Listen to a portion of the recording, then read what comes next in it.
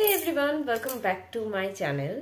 So finally আজকে তোমরা thumbnail আর title দেখে বুঝেই গেছো আমি আমার আর শ্রেয়ানের লাভ স্টোরির ভিডিওটা শেয়ার করছি। বিয়ের অনেক আগে থেকেই ইচ্ছে ছিল যে লাভ স্টোরি ভিডিওটা শেয়ার করব আর অনেক দিন প্ল্যানও করেছিলাম, বাট তখন অ্যাকচুয়ালি বিয়ের জন্য শ্রেয়ানেরও কাজের অনেক চাপ ছিল, প্লাস আমারও মানে একা হাতে সব কিছু করতে হচ্ছিলো বিয়ের অ্যারেঞ্জমেন্ট, তো একদম টাইম পাইনি। বাট আমি ডিটারমাইন্ড ছিলাম যে বিয়ের পর একদম শ্রেয়ানকে নিয়েই একবারে লাভ স্টোরি আর কিভাবে বিয়ে হলো সব ভিডিও শেয়ার করব তোমাদের সাথে। তো সেই জন্য আজকে অনেক মানে ফাইনালি টাইম পেয়েছি, বানাতে বসে গেছি।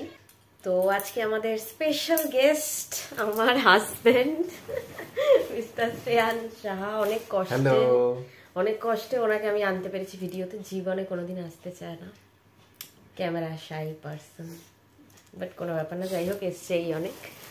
তো চলো আমাদের লাভ স্টোরিটা বলি সবাইকে। চলো শুরু করি। তো ফার্স্টেই বলে রাখি যে 2021 আমাদের কথাবার্তা সব স্টার্ট হয়েছে, আর মানে 1.5 মাসের মধ্যেই আমরা রিলেশনে এসেছি। বাট অ্যাকচুয়ালি 2016 থেকে উনি আমার ফেসবুক ফ্রেন্ড লিস্টে আছে, অ্যাড হয়ে অলরেডি। আমি জানিও না কিভাবে, আই থিঙ্ক ও আমার বেস্ট ফ্রেন্ডের সাথে প্রাইমারিতে পড়তো, বিজ স্কুলে পড়তো আমার বেস্ট ফ্রেন্ড সুচিস্মিতার সাথে। তো মেবি সুচির সাথে মিউচুয়াল ছিল বলে আমাকে র্যান্ডাম ফ্রেন্ড রিকোয়েস্ট পাঠাতো। তখনকার তো এরকমই ছিল সব। তো ফ্রেন্ড রিকোয়েস্ট র্যান্ডাম বোধহয় পাঠিয়েছে, আর আমি মিউচুয়াল দেখে অ্যাকসেপ্ট করে নিয়েছি। তো আমি জানিও না কবে থেকে আছে, বাট আমার চোখে পড়েছে 2020-তে, lockdown, covid after covid period. 2021 তখন না 2020-তে, কারণ 2020-তে হ্যাঁ 20 তুই খুব মিমস শেয়ার করবি, প্রচুর মিমস শেয়ার, মানে পুরো ফেসবুক জুড়ে আমার টাইমলাইন জুড়ে। না 20 ঠিক না, হ্যাঁ 20 হবে। 20 কোন সময়টা হবে বলতো? 20 ওই তো লকডাউনের পরপরই, মানে যখন লকডাউন ছিল বাড়িতে বসেছিলাম, সারাক্ষণ ফেসবুক ঘাঁটতাম, মুভিজ দেখতাম, আর কোনো কাজ ছিল না। তোরও কাজ ছিল শুধু মিমস, সারাদিন মিমস শেয়ার। হ্যাঁ ওই সময়টা করি। আমিও তখন আস্তে আস্তে মিমস টিমস এর মধ্যে ঢুকেছি, না হলে আগে খুব একটা আমিও শেয়ার করতাম না। তো এই জন্য রিলেটেবল পোস্ট আর কি টাইম লাইনে মানে দেখেই যাচ্ছি, ওরই মিমস দেখে যাচ্ছি, আমি আর কারো নাম দেখতে পাচ্ছি না, খালি ওপরেই দেখছি যে শ্রেয়ান সাহা এরই নাম খালি। আর একজন ছিল যার নামটা আমি এখন সত্যি কথা বলতে ভুলে গেছি, কিন্তু আমি কোনোদিনই মানে ওদের দুজনের প্রোফাইলেই ঢুকে কোনোদিন আমি চেক করিনি প্রোফাইল, যে দেখি কে কেমন বা কিছু। আমার জাস্ট ভাল লাগতো, মিমস গুলো দেখে খুব ভাল লাগতো, আর আমার মনে হতো ঠিক আছে এরা দুজন আসে, তো এদেরই পোস্ট গুলো চোখে পড়ে দেখতে যাক ভালো, মানে স্পটলাইটে এসেছি এইভাবেই। ইয়া, তো এই জন্য ওই হিসাবেই চোখে পড়েছিল, তাছাড়া আর কোনো কারণ নেই। কিন্তু 2021-এ আবার যখন মানে লকডাউনটা উঠলো, তখন হ্যাঁ উঠলো 2021-এ যখন উঠলো, 26শে জানুয়ারি ফার্স্ট 2016 থেকে 21 অব্দি পড়ে আছিস প্রোফাইলে, কোনোদিন কোনো অ্যাক্টিভিটি নেই, কোনো কথা নেই, মেসেজ নেই। হঠাৎ করে 26শে জানুয়ারি আমি একটা পোস্ট শেয়ার করেছিলাম, এখন মানে পোস্টটা কিরকম সেটা অতটা হয়তো ভালো করে আমি বোঝাতে পারবো না, বাট এক সময় তখন হতো না এরকম যে অনেকগুলো পিকচার্স দিয়ে যে I am cute, I am beautiful, you are beautiful, এরকম অনেক কিছু থাকতো। তো ওরকম কিছু আমি শেয়ার করেছিলাম, 6-7টা ওরকম পিকচার্স ছিল, ওটার নিচে নিচে ক্যাপশনস ছিল। তো হঠাৎ করে ওইটার মধ্যে কমেন্ট করেছে, কি কমেন্ট করেছিলি যেন? ইউ আর বিউটিফুল, হ্যাঁ ইউ আর বিউটিফুল আর প্রিটি সামথিং এরকম কিছু একটা ছিল। তো তখন আমার ফার্স্ট মনে হলো যে না বাবা, এই ছেলেটা কথাও বলতে পারে। তো আমি কি রিপ্লাই দিয়েছিলাম এখন সত্যি কথা বলতে অত মনে নেই, আই থিঙ্ক তোরও মনে নেই না, অতটা ঠিক অত মনে নেই। তো তারপরে আবার সেই পোস্টটা তুই রিশেয়ার করেছিলাম। হ্যাঁ, তো তখন আমি বলেছিলাম এবার তুই বল। হ্যাঁ, তখন আমাকে বলেছে না, উল্টো বললাম, এটা উল্টো হলো যে তোর পোস্ট ছিল, আমার ওটাতে আমি বিউটিফুল বলেছিলাম, এবারে হ্যাঁ তুই শেয়ার করেছিলি। হ্যাঁ তখন ঠিকই আছে, তখন আমি বলেছিলাম হ্যাঁ যে তুই you are cute, yes, yes. হ্যাঁ তুই বলেছিলি, এবার তুই বল। তো ইউ আর কিউট আমি লিখেছিলাম, তো ওখান থেকেও মানে ওরকম কিছু মেসেজ ফেসেজে যায়নি আমার। না, ওখান থেকেও কোনো মেসেজে যাওয়ার সিন নেই, মানে মনে হয়েছিল চলো ঠিক আছে, কিছু তো করার নেই, অ্যাক্টিভিটি নেই লকডাউনের পর মানে সবারই লাইফ খুব স্লো হয়ে গেছিল। ব্যাপারটা এরকম হয়েছিল যে ওর পরে ওইটা তো একটা ঘটনা গেল, দেন তারপরেও পোস্টে লাইক কমেন্ট ওগুলো তো ছিলই কম বেশি, সেটা তো রিয়াকশন তো চলতোই, হ্যাঁ রিয়াকশন, নানান রকম রিয়াকশন, কমেন্ট তো করতামই, মানে কমেন্ট কখনো কখনো সেরকম না, অতটা রিয়াক্টটাই 10টা পোস্টের মধ্যে 2-3টেতে করতাম, রিয়াক্টটা করতিস তুই। এইবারে ব্যাপারটা হচ্ছে তারপরে তোর যেটা নক্ষুনি হলো যেটাকে, হ্যাঁ হ্যাঁ হ্যাঁ বাবা, তখন আমি জানতে পারলাম যে ওরকম নক্ষুনি হয়েছে, কারণ ও একটা কোনো পোস্টে কেউ একজন জিজ্ঞেস করেছিল যে শরীর কেমন আছে বা কিছু, পায়ের অবস্থা কেমন এখন, পায়ের অবস্থা কিরকম, তো সেখান থেকে জানতে পেরেছিলাম যে ইনফেকশন হয়েছে এরকম, তো সেটা সার্জারি হয়েছে। তো তখন আমি ইনবক্সে জিজ্ঞেস করেছিলাম যে কি হয়েছে না হয়েছে, তখন ওটাই ফার্স্ট ইনবক্সে কথা হয়েছিল, তখন ফার্স্ট ইনবক্সে কথাটা হলো, তখন আমি এক্সপ্লেনেশন মানে কি হয়েছে না হয়েছে জানতে চাইলাম, তো সেই ক্ষেত্রে ও হলো যে বললো যে মানে এরকম হয়েছে। হ্যাঁ তারপরে কথা হয়েছিল আবার মেসেজে অনেকদিন পর, 7 ফেব্রুয়ারি আমার বাবার বার্থডে, একদম বার্থডের দিন।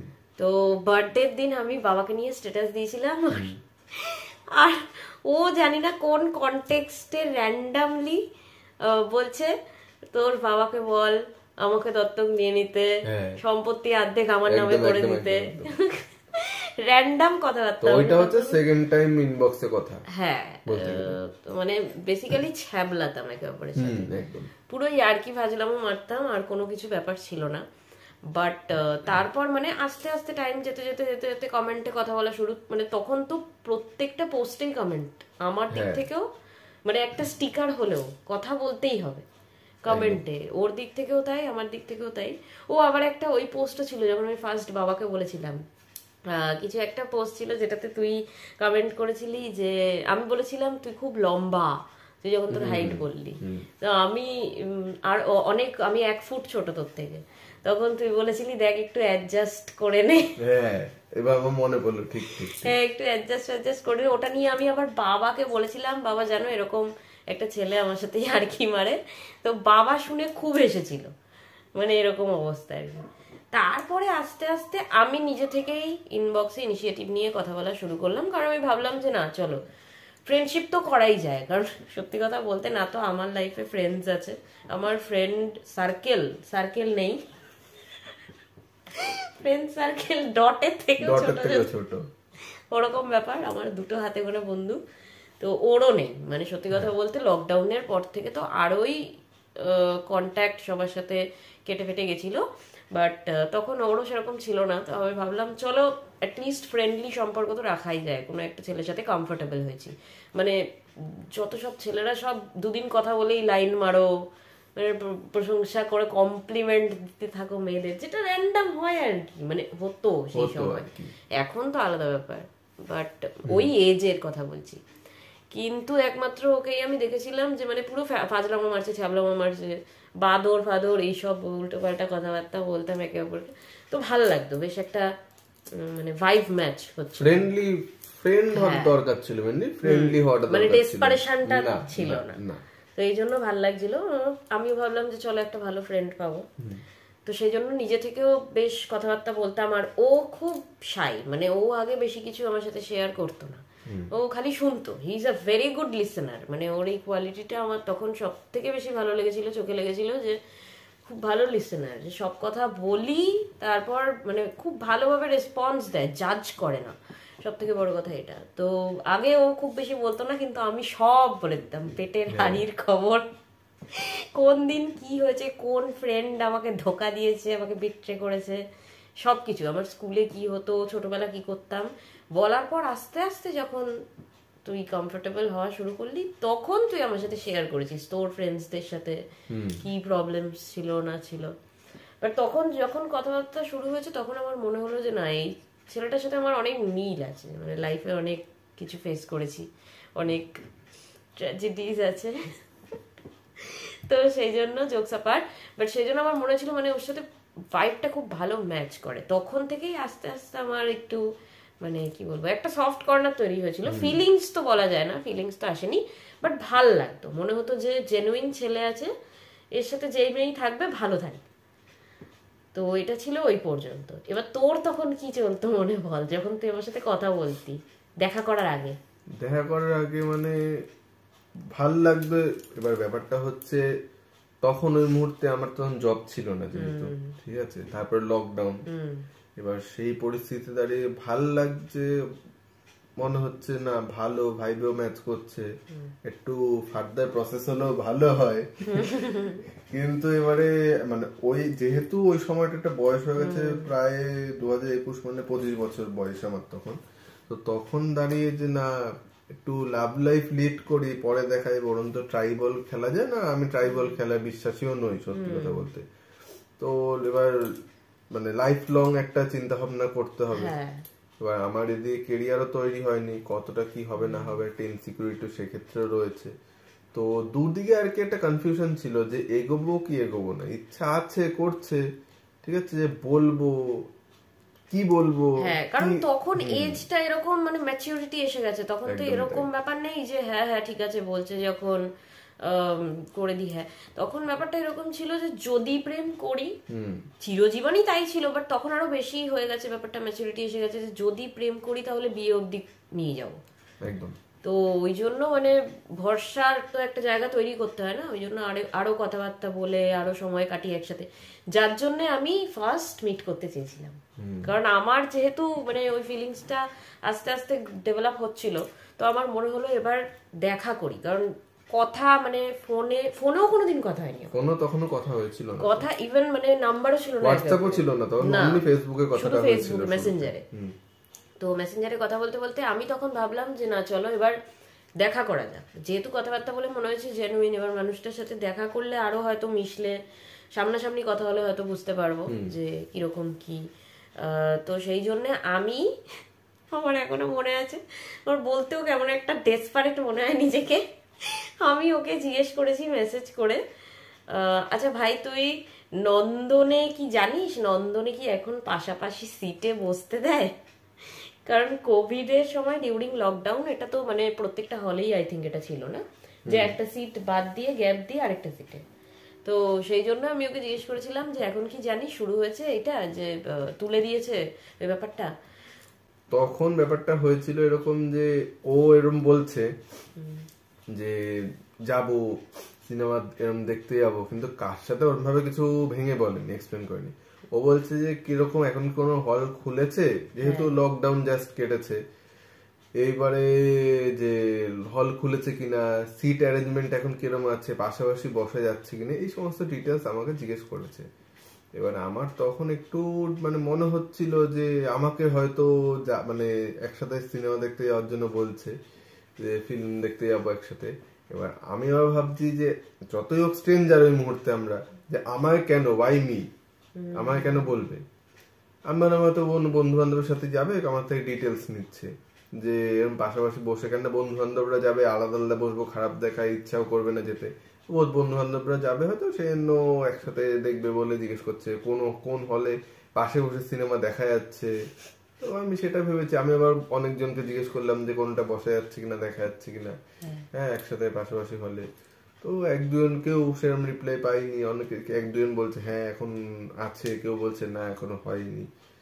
এবারে তারপর সেটাই আর কি বলছিলাম। তো এবার স্টিল আমার মনে হচ্ছিল যে মনে হচ্ছে আমার সাথেই যাবে বলেও বলছে, বাট আমি সেটা সত্যি বলতে যে হবে কি হবে না এটা আমি বুঝতে পারিনি, এটা পসিবল কিনা। দেন তারপরে দেখলাম যে এরকম যখন আস্তে আস্তে ও কিছু হয়তো খোঁজ খবর নিয়েছিল না, তখন তো আমি তোকে ডাইরেক্ট জিজ্ঞাসাই করলাম যে অঙ্কুশ ঐন্দ্রিলার একটা ভালো মুভি বেরিয়েছে ম্যাজিক, তুই কি দেখতে যাবি 20 ফেব্রুয়ারি? কারণ আমার এটা মনে আছে 21 ফেব্রুয়ারি আমার একটা বন্ধুর রেজিস্ট্রি ম্যারেজ ছিল, তো ওই ডেটটা আমার ওই জন্য মনে আছে। আদারওয়াইজ আমারও সত্যি কথা বলতে ডেটও তো মনে থাকে না, মনে থাকতে থাকতে ভিডিওটা করে নিলাম এই জন্য। তো সেই জন্য আমার মনে আছে 20 ফেব্রুয়ারি। আর মানে এমন কপাল 20 ফেব্রুয়ারি আমার বেস্ট ফ্রেন্ড সুচিস্মিতার বাড়িতেও লোকনাথ পুজো ছিল বোধহয়। হ্যাঁ, তো এবার ও আমাকে ইনভাইট করেছে, বাট আমি ওকে আগে বলিনি। আমি জানি আমি যদি ওকে বলি যে আমি ওর সাথে দেখা করতে যাচ্ছি, তাহলে আমি ভীষণ মার খাবো। আমি বলেছিলাম যে না রে, আমার একটা কাজ আছে, আমি একটা দরকারে বেরোবো, একটা জায়গায় যেতে হবে, নাহলে আমি যেতাম, তাও আমি চেষ্টা করবো বিকেলে যাওয়ার। তো ঢপ দিয়ে ওর সাথে মিট করার জন্য, তো আমি ওকে ডাইরেক্ট জিজ্ঞেস করেছিলাম যে এরকম ম্যাজিক বেরোচ্ছে, ম্যাজিক মানে ট্রেলার দেখে আমার মনে হয়েছিল ভালো, বেশ প্রমিসিং, তো সেই জন্য বলেছিলাম এরকম দেখতে যাবি, তো আমার মুভিটাও দেখার ইচ্ছা ছিল, সেটাও দেখা হয়ে যাবে, প্লাস ওর সাথেও একটা দেখা করা হয়ে যাবে, ফার্স্ট দেখা। তো তখনও আমাদের কাছে একে অপরের নাম্বার আমরা নিইনি, মানে আমরা 20 ফেব্রুয়ারি সকালে আমি তখন চলে গেছি বেলগড়িয়া স্টেশন, যে ট্রেন ধরবো, মিট করবো একসাথে শিয়ালদাতে। তো আমি বেলগড়িয়া সেম ট্রেনেই উঠবো ভেবেছিলাম, কারণ ও আগরপাড়া, ও আগরপাড়া থেকে উঠে আমাকে জানালে তবে আমি উঠবো। এবার তখন ও আমাকে ফার্স্ট টাইম বললো যে তোর ফোন নাম্বারটা দে। এবার আমি উঠতাম কেন না, আমি যাচ্ছি এরকম বেরোচ্ছি বাড়ি থেকে, এবারে যেহেতু ফোন নাম্বার নেই, কোথায় দেখা করব, কি করব, শিয়ালদা অত বড় স্টেশন, কোন ট্রেন না, আমার আরো ওটাই ভালো লেগেছে, মানে 26 জানুয়ারি কথা হয়েছে, 20 ফেব্রুয়ারি পর্যন্ত তুই আমার নাম্বারই চাসনি, তো এই জন্যই মিট করতে চাইছি না, এমনি এমনি তো চাইনি। বাট হ্যাঁ, তখন ও আমার নাম্বারটা চাইলো, নাম্বার নিয়ে ফোন করে বললো এই ট্রেন আসছে, আমি উঠছি, তুই এটাতে উঠে যাস। দেন মানে শিয়ালদাতে যখন আমরা নামলাম, নেমেই আমি আমি বুঝতে পেরেছি, আমি তো সামনের দিকে লেডিসটাতে উঠেছিলাম, আমি বুঝতেই পেরেছি ও যখন আসছে, আমি ওকে মানে আমি তখন তো ফটোও দেখিনি, আমি ফেসবুকে ইভেন যে ঢুকে ভালো করে ওর পিকচার্স দেখবো, তখন অত ঘাটিনি আমি। মানে তুই আমায় খুঁজে পেয়েছিস না আমি খুঁজে পেয়েছি, তুই মনে দেখেছিস, তুই মাস্ক পরা ছিল আমার যতদূর মনে পড়ে। না, আমি তোকে দেখতে পেয়েছিলাম, মাস্ক তো আমিও পড়াছিলাম, তুইও পড়াছিলি।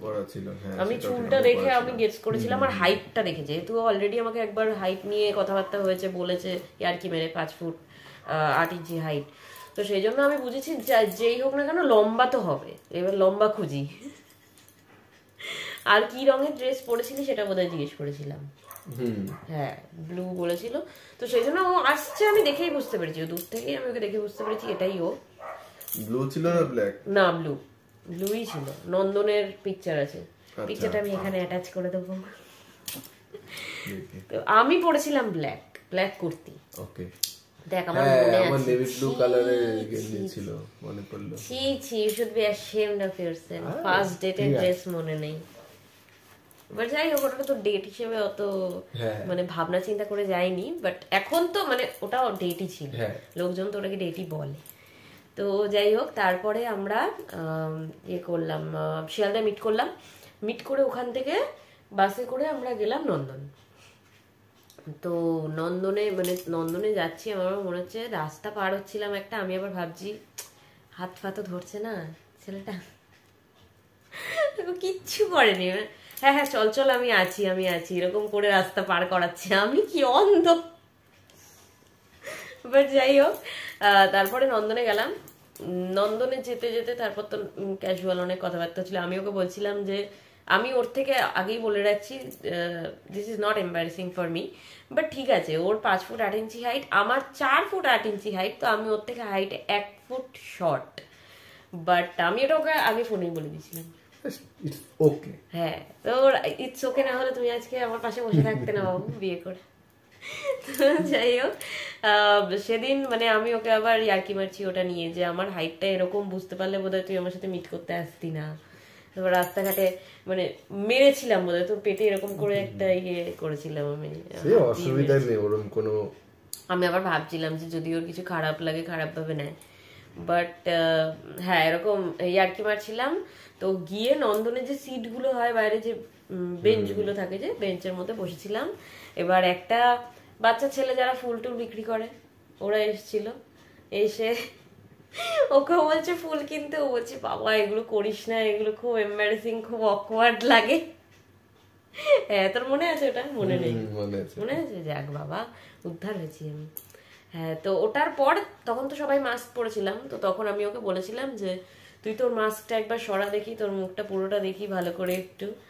তো খুব লজ্জা পাচ্ছিল। তারপর যখন দেখেছি, তারপর মনে হলো যে না, কিউট দেখতে, মানে আমি ওই ফটোতে দেখে মানুষকে বুঝতে পারি না অত, মানে ফটোতে অনেককে ভালোও লাগে না, আমার তো নিজেরই মনে হয় পার্সোনালি আমাকে ফটোতে একদম ভালো লাগে না, বাট সামনে থেকে একটু অন্যরকম তো লাগে। তো তারপর দেখলাম যে না বেশ কিউট দেখতে। তো ও তখন মানে এরম ছিল, ট্যাঙ্গা রোগা, কাঠি ছিল একদম। তুইও মোটা ছিলি? আমি মোটা ছিলাম, হ্যাঁ তখন আমি মোটা মানে অতটা মোটা না, হেলদি। ওই ফটো দেওয়া আছে, দেখলে বুঝে যাবে সবাই। মোটামুটি হেলদি ছিলাম, তাও মানে ও একদম রোগা ছিল, একদমই রোগা, মানে হাড়গোড় বেরিয়ে থাকতো সবসময়। তো তারপরে হাড়গোড় বেরিয়ে থাকতো না বলিস না, তোর কলার বোন বেরিয়ে থাকতো সব সময়। আমি পিকচার আছে, দিয়ে দেবো কিন্তু বেশি বললে, সিঙ্গেল পিকচার গুলো দিয়ে দেবো। তো ওখান থেকে মুভি দেখতে গেলাম।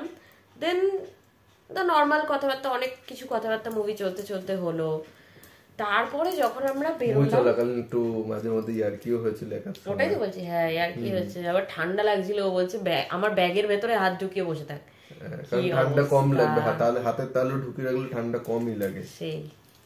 তো তারপরে মুভি হয়ে যাওয়ার পর মানে তখন আরো মনে হচ্ছে আরো কিছুক্ষণ থাকলে ভালো হয়, আরো কিছুক্ষণ থাকলে ভালো হয়, কারণ ভাল লাগছিল, বেশ কথাবার্তা বলতে খুব ভাল লাগছিল। এমনিও তো বেরোনো হতো না লকডাউনের পর, বোধহয় ওটা আমি ফার্স্ট বেরিয়েছি বাড়ি থেকে। আমারও তাই, কেন আমরা বাড়ি থেকে বেরোনো না, আমরা আশপাশে মেয়েরা তো বেরোনো হয় না, আমরা বেরোতাম, কিন্তু ওরম ঘুরতে বেরোনোটা তো কারোরই হয়নি। সেটাই, মুভিও দেখিনি কতদিন। 2020 পুজোতেও আমি তো যাইনি ঘুরতে কোথাও, আমি এলাকাতেই ছিলাম, কোথাও বাইরে কোথাও না, পুরী পুজোতে আমিও যাইনি। সবারই এক বছর ম্যাক্সিমাম বেশ করে।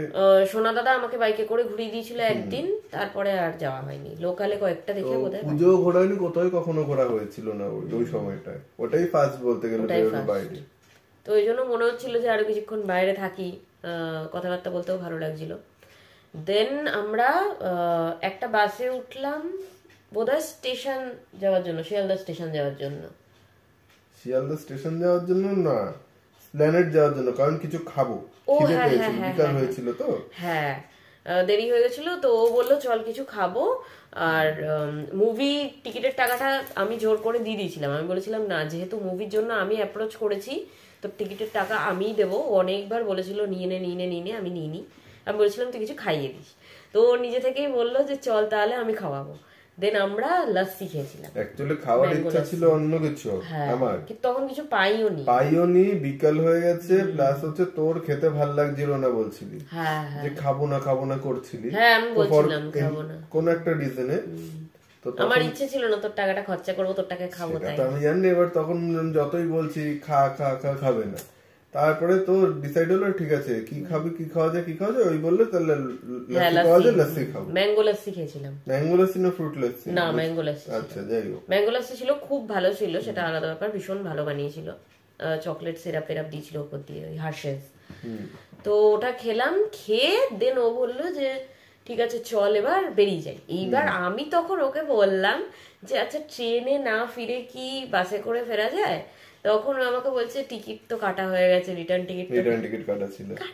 মানে এমন কিপটা, 5-10 টাকার জন্য বুঝতে পারছি না আমি কি বলতে চাইছি। অনেক ভ্যালু আছে, তো আমার ইমোশনস এরও ভ্যালু আছে না, তো বুঝিস না সেটা আলাদা ব্যাপার, সেটা বল, স্বীকার কর। তো হ্যাঁ, এবার তখন আমি বললাম যে চল তাহলে বাসে করে বেরিয়ে যাই বেলঘড়িয়া।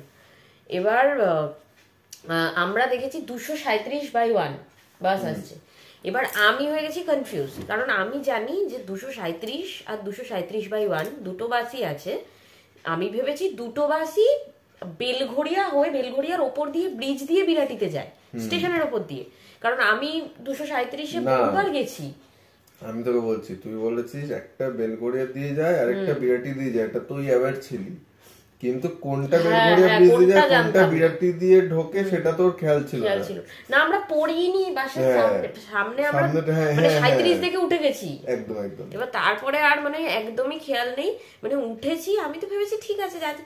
ও বলছে কি বাসটা এত ঘুরে যাচ্ছে, সেই বিধাননগর লেক টাউন ঘুরে বহুক্ষণ পর পৌঁছেছি। কতক্ষণ পর আমরা বিরাটি ঢুকলাম, 40 মিনিট প্রায়।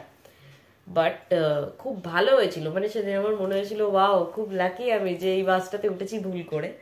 কারণ নাকি বাসে উঠেছি যখন, তখন বাসটাতে বেশ ভিড় ছিল, বাট তারপরে দেখলাম যে লাস্টের সিটটা ফাঁকা আছে, তো একদম লাস্টে পিছন দিকে গিয়ে বসেছিলাম। দেন যেরকম নর্মাল কনভারসেশন হয় আর কি, পাঁচলামো মারতে মারতে একটু ফ্যামিলির ব্যাপারে কথা হচ্ছিল, একটু সিরিয়াস ব্যাপারে কথাবার্তা হচ্ছিল, ওর ফ্যামিলিতে কি কিরকম কি সবকিছু নিয়ে কথা হচ্ছিল। তারপর আমিও বলছিলাম, এবার বলতে বলতে ও নিজের স্কুল লাইফের কলেজ লাইফের কিছু স্টোরিজ বলছিল, যেগুলো শুনতে শুনতে মানে আমি জানি না আমার কি হলো। ফেব্রুয়ারি তো তখন অতটা গরম ছিল না, বাট রোদ এসে পড়ছে আর ও বসেছিল আমার বাদিকে লেফট সাইডে, আর আমি একদম রাইট সাইডে জানলার ধারে। তো ওর মুখের চোখে মুখে রোদ এসে পড়ছে, আর মাস্ক পরা ছিল অবভিয়াসলি, নিচের পোর্শনটা তো ঢাকা। আমি শুধু দেখতে পাচ্ছিলাম চোখ আর চুল, আর ওর আইস পুরো ব্রাউন, মানে একদম লাইট ব্রাউন কালার। এত ভালো লাগছিল তখন, মানে আমার মানে কিরকম একটা লাগছিল, ডেসপারেট তো লাগছিল। আমার মনে হচ্ছে আমি ওর দিকে হা করে তাকিয়ে আছি, ও বকে যাচ্ছে কনস্ট্যান্ট বকে যাচ্ছে, বাট আমি হা করে চোখের দিকে বকে যাচ্ছিলাম, তার কারণ ভাইব ম্যাচ হয়েছে যেহেতু, তো সেই জন্য একটা মানে তখন ফ্রি হয়ে গেছি, কমফোর্টেবল হয়ে গেছি, তো অনেক কিছু শেয়ার করতে পারছি। আরেকটা জিনিস হচ্ছে, শিয়ালদা স্টেশন যখন ফার্স্ট দেখা হয়েছিল তখনও মাস্ক পরেছিল। এবারে মাস্ক এরকম পরাতে ওদের চশমা পরা, এবারে এখানে যেটা হয় চশমা পরা অবস্থা থাকলে স্টিম জমে, যা চশমা পরে, আমাদের তো নর্মাল যা চশমা পরি না তাই তো হবে না, চশমা হলে স্টিম জমে। আমি আবার বললাম, এই তোর চশমা স্টিম জমছে, আবার কর। হ্যাঁ, ও আবার ওরকম করে করে করে দেখালো, আবার আরো বেশি করে স্টিম জমলো। আলো ঠিক আছে, চল। তো তবে বাসে যখন গেছিলাম, একটা জিনিস বলে রাখা, বাসে যখন যাচ্ছিলাম আমরা নন্দনে শিয়ালদা থেকে, তখন হচ্ছে আমি মানে উঠে, আমরা যে কোনো বাস যেটা হয়, উঠে সামনের যে সিট গুলো থাকে, মানে পাশাপাশি বসে সিট গুলো না, লম্বা ভাবে যে সিট গুলো থাকে, ওটা আমি মুখোমুখি ছিলাম, আর এদিকে উঠে বাদিকে যে লেডিস সিট গুলো হয় ওটাতে ছিল। মানে আমি মানে এটা হয় না যে কি পাশে বসবো কিনা, কি করবো না করবো, ব্যাপারটা তো ছিল না। না, অত তো আমি আর ডেট করিনি সেরকম ভাবে, তো ওই ব্যাপারটাও নেই। তো সেই জন্য ও তখন উল্টো দিকে বসছিলাম, বাট ফেরার সময় একটা কমফর্ট জোন তৈরি করছিল আর কি, মানে তো পাশাপাশি বসে গল্প করতে করতে বলতে, ইন দ্য সেন্স আমি কথা বলে গেছি, ও একটু কমই বলছে, পরে জানতে পেরেছি যে ও দেখছিল, অবজার্ভ করছিল। হ্যাঁ, তো মানে তখন আমার খুব ভালো লাগছিল, তো আমি হা করে তাকিয়েছিলাম। আমি আবার ভাবছি যে ও কিছু মনে করবে না তো, কি এম্বারেসিং, ওয়াও, এরকম হা করে তাকিয়েছি ক্যাবলার মতন। বাট তখনই আমার মানে ওই লুকটাতেই আমার ভালো লেগে গেছিল, মানে আমার তখনই মনে হলো ওই লাভ অ্যাট ফার্স্ট সাইট টাইপের ফিলিংস এসে গেছিল। তো আমি কিছু বলিনি, বেশি ডেসপারেশন দেখি লাভ নেই, কারণ আমি জানিও না কিছু ওর ব্যাপারে সেরকম। আগে মিশি, বুঝি, কথা বলি, তারপর এগুলোর কথা ভাবা যাবে, পুরো লাইফ পড়ে আছে। তো সেই জন্য আমি আর কিছু ভাবিনি, বাট ভালো লেগেছিল, খুব ভালো লেগেছিল। সেদিন ঘুরে ফিরে বাড়িতে এসেছি, দেন তো রেগুলার কথা হতো, মানে দিন রাত এই মেসেজ করছি, জাস্ট 1 মিনিটের মধ্যে রিপ্লাই। তো কথা হতে হতে তারপরে মানে বন্ডিংটা খুব স্ট্রং হয়ে গেছিল আমাদের তখন, একদম ভালো, মানে বেস্ট ফ্রেন্ডস টাইপের ভাইব চলে এসেছিল। তখন মনে হয়েছিল যে না, মানে at the end of the day কেউ আছে যার সাথে আমি সব কথা শেয়ার করতে পারি, আর সে আমাকে জাজ করবে, সব থেকে বড় কথা সেটাই। তো ভিডিওটা মানে অলরেডি অনেক বড় হয়ে গেছে, অলরেডি অনেক কিছু আমরা ডিটেলসে শেয়ার করে ফেলেছি। আমি ভাবতে পারিনি যে এতটা কথা হয়ে যাবে। তো আজকের ভিডিওটা এখানেই শেষ করি। এর পরের পার্টটা আবার কি করে কি হলো, আবার কবে দেখা হলো, কবে আমরা একে অপরকে প্রপোজ করলাম, তারপরে কবে মানে কিভাবে বিয়ে হলো, সবকিছু আমি নেক্সট পার্টে, সেকেন্ড পার্টেই একদম শেয়ার করে দেবো তোমাদের সাথে। তো চলো, আজকের ভিডিওটা এইটুকুই। ভিডিও ভালো লাগলে please like, share and subscribe to my channel. দেখা হচ্ছে তোমাদের সাথে আবার নেক্সট ভিডিওতে। Till then, take care.